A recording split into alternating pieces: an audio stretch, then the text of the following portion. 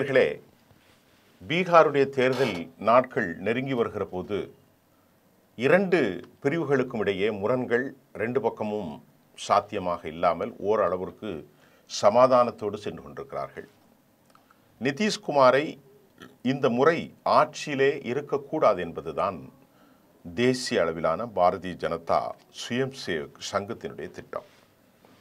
அந்த மாநிலத்தில் ஒரு நல்ல ஒரு வேல்யூபிளான ஒரு ஃபேஸ் இல்லை, புகழ்பெற்ற ஒரு எமினண்டான ஒரு தலைவர் இல்லை. அது பாஜகவுக்கு குறை. இப்பொழுது இந்தியா கூட்டணியில் தேஜஸ்வி யாதவுக்கும் ராகுல் காந்திக்கும் முதல்வர் வேட்பாளரை அறிவிப்பதில் சிக்கல்கள் இருந்தாலும் தற்போது அசோக் கெலாட்டின் மூலம் அவர்கள் அந்த குறையை நீக்கி முதல்வர் வேட்பாளரை அறிவித்து விட்டார்கள்.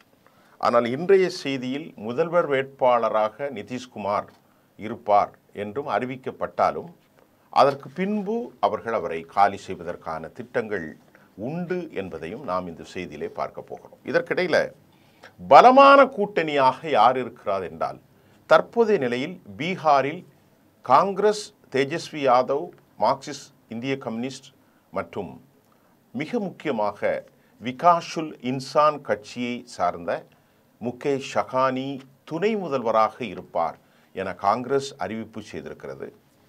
நாம் இப்போ அவருக்கு என்ன முக்கியத்துவம் அப்படின்னு பார்ப்போம்.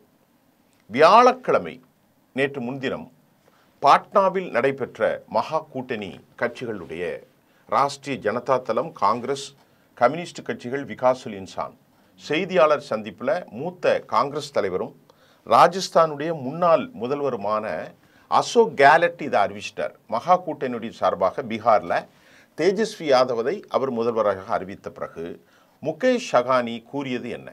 இப்போது இந்த முகேஷ் சகானி யார் என்பதை நாம் பார்க்க போகிறோம். அவர் துணை முதல்வராக இருப்பார் என அறிவித்திருப்பதும் அவருடைய சாதிய பின்னணியும் பார்க்கும். ஏன்னா சாதி ரொம்ப பவர்ஃபுல் வெப்பன்ஸ் அங்கே.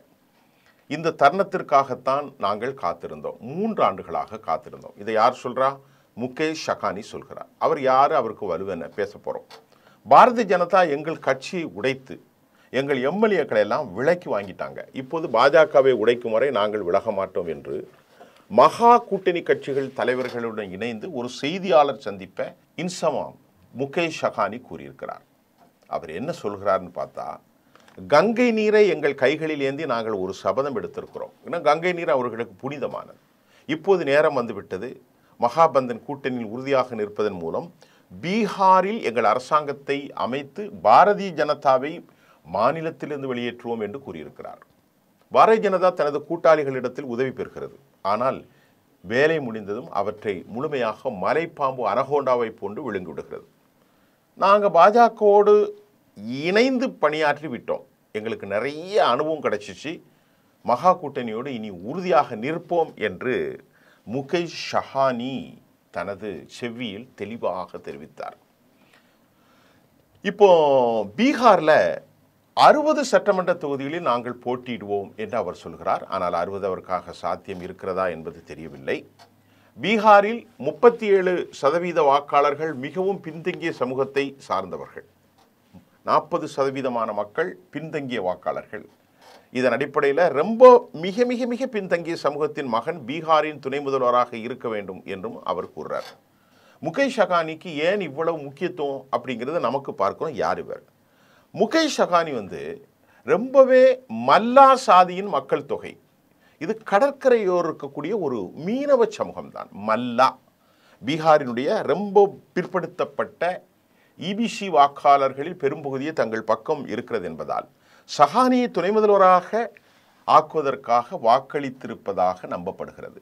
இந்த இபிசி பிரிவில் மல்லா வாக்காளர்கள் மாநிலத்தில் பல இடங்களில் பரவி இருக்கிறார்கள். முகேஷ் சகானி ஒரு முறை விஐபி என்பதன் அர்த்தத்தை விளக்கி, ஒரு ஜனநாயகத்தில் ஒரு விஐபி என்பவர் தன்னை சுற்றி அதிகமான மக்களை கொண்டவர் என்று கூட அவர் சொன்னார்.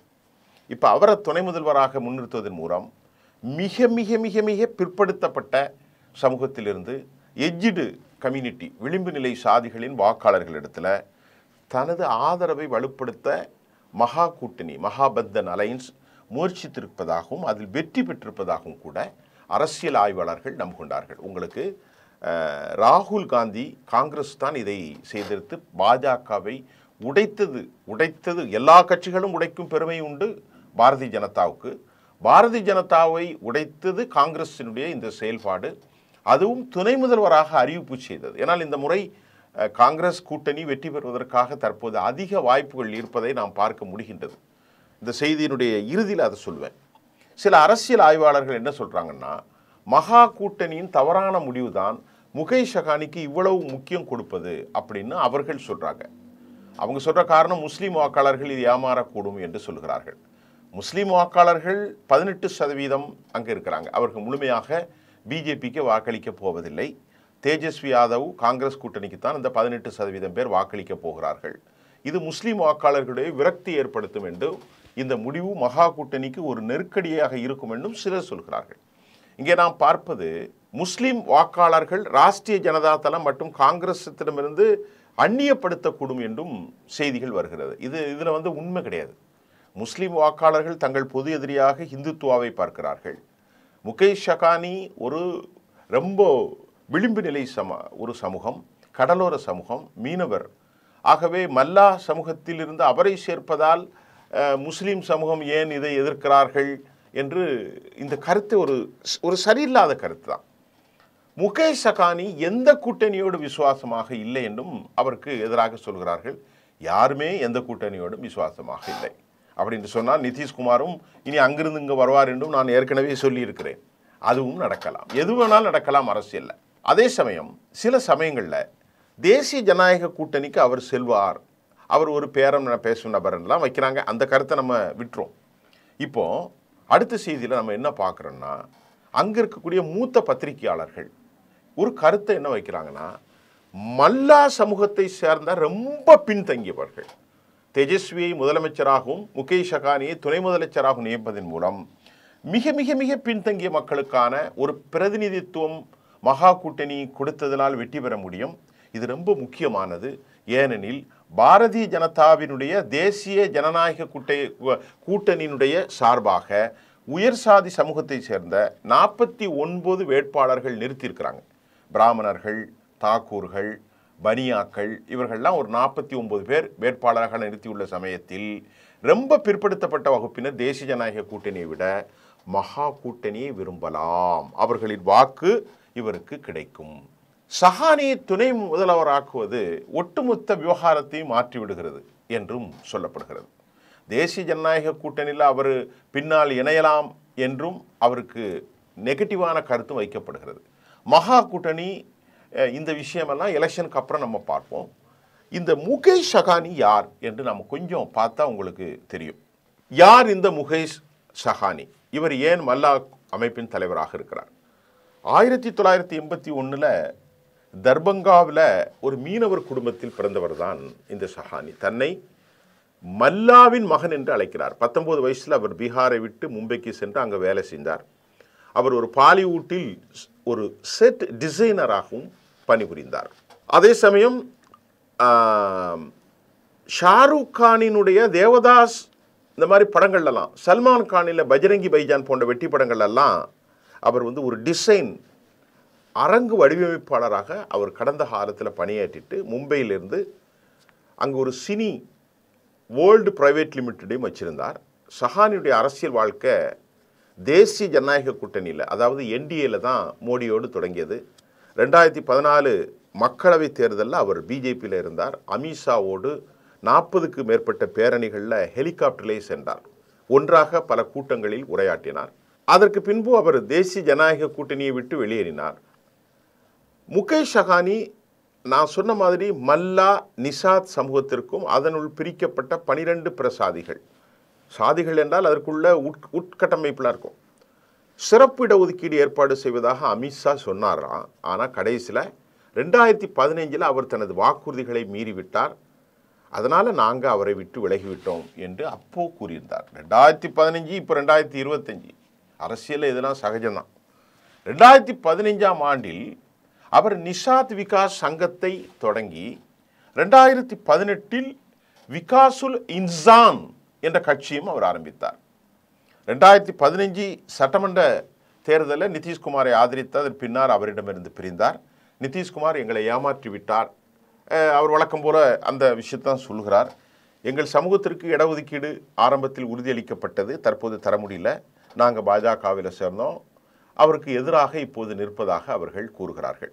இதற்கு இடையில் 2020ஆம் ஆண்டில் சஹானி தேசிய ஜனநாயக கூட்டணியில் இணைந்தார். மறுபடியும் அந்த கூட்டணிக்கு போனார். ஏன்னா அப்போ தான் மறுபடி நிதிஷ்குமார் முதல்வராக வந்தார். பீகார் 2020 பீகார் தேர்தலில் பாரதிய ஜனதா தனது ஒதுக்கீட்டில் 11 இடங்களை முகேஷ் சஹானிக்கு அப்போ கொடுத்தாங்க. இதுக்கு முன்னாடி உள்ள எலெக்ஷனில் சஹானி கட்சி இந்த இடங்கள் போட்டிட்டு 11ல் 4 வெற்றி பெற்றாங்க. 2020 சட்டமன்ற தேர்தலில் அவர் தோற்ற போனார். ஆனால் நிதிஷ்குமார் அரசாங்கத்தில் அவருக்கு கேபினெட் அமைச்சராக மேலவை உறுப்பினர் கொடுத்து நியமிக்கப்பட்டார். இருப்பினும் ஒரு வருஷத்துக்கு அவரது கட்சியின் சட்டமன்ற உறுப்பினர்கள் ஒருவர் உயிரிழந்தார். மீண்டும் 2022 இப்போ இருக்கக்கூடிய அந்த மினிஸ்ட்ரியில் மீதமுள்ள 3 சட்டமன்ற உறுப்பினர்களும் பாஜகவில் இணைஞ்சிட்டாங்க. இதற்கிடையில் அவரது கட்சிக்கும் பாஜகவுக்கும் இடையே விரிசல் ஏற்படுத்துகிறது. அதான் சொல்கிறாரு, மலை போல முழுங்கி விடுவாங்கன்னு. உத்தரப்பிரதேச சட்டமன்ற தேர்தலில் பாரதிய ஜனதாவோடு கூட்டணி அமைக்காமல் முகேஷ் சஹானி 53 இடங்களில் தனது கட்சி வேட்பாளர்களை நிறுத்தினார். ஏன்னா அங்கே நிஷாந்த் சமூகம் ரொம்ப டாமினேட்டாக இருக்குது.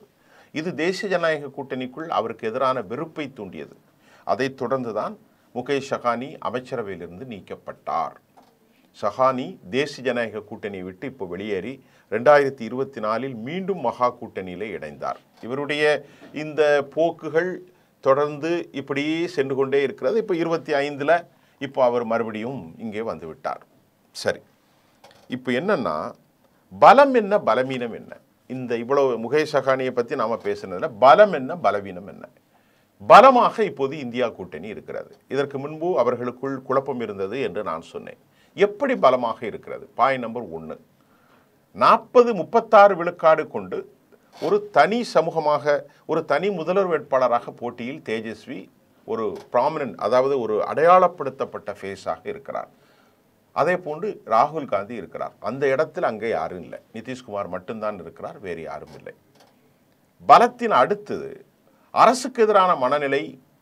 அவர் வெற்றி பெற்றாலும் அவர் முதலமைச்சராக தேர்ந்தெடுக்கப்பட மாட்டார் என்ற யூகங்கள் ஆழமாக வாக்காளர்களிடையே பதிவு செய்யப்பட்டு விட்டது. இது பிஜேபிக்கு செட்பேக். ஆனால் இங்கே முதல்வர் வேட்பாளராக அசோக் கெலட்டின் மூலம் அறிவிக்கப்பட்டிருக்கிறார். Point number 1. இரண்டாவது 37 விழுக்காடு இருக்கக்கூடிய மிக பிற்படுத்தப்பட்ட இந்த முகேஷ் சஹானி போன்றவர்கள் இங்கே சேர்ந்தது பெரிய பலம். மூன்றாவது 18% மேல் இருக்கும் முஸ்லிம்களின் வாக்கு மிகப்பெரிய பலம். நான்காவது 14% இருக்கக்கூடிய யாதவர்களின் வாக்கு மிகப்பெரிய பலம். ஐந்தாவது பஸ்வானுக்கும் மாஞ்சிக்கும் இல்லாத சில வாக்காளர்கள், தலித்துகள் இங்கே வாக்களிக்க போகிறார்கள்.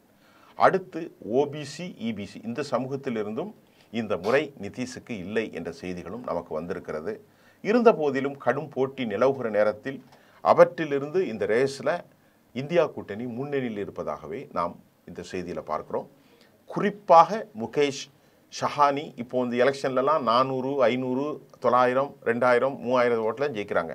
இவர் கடலோர பகுதிகளில் ஒரு பெரும் தாக்கத்தை ஏற்படுத்தக்கூடிய நிஷாந்த் கட்சி, இன்சான் பார்ட்டி, இது ரொம்ப ஒரு ட்ரெமண்டஸ் எஃபெக்டை ஏற்படுத்தலாமோ என்று எண்ண தோன்றுகிறது. ஆகவே முகேஷ் சஹானியுடைய இந்த சேர்க்கை அவரை துணை முதல்வராக திட்டம் போட்டு காய நகட்டி காங்கிரஸ் கட்சி ஒரு உடைப்பை ஏற்படுத்தியது அவருடைய ஒரு வெற்றிக்கான ஃபார்மேட்டை நாம் அடையாளப்படுத்த முடிகிறது. நன்றி.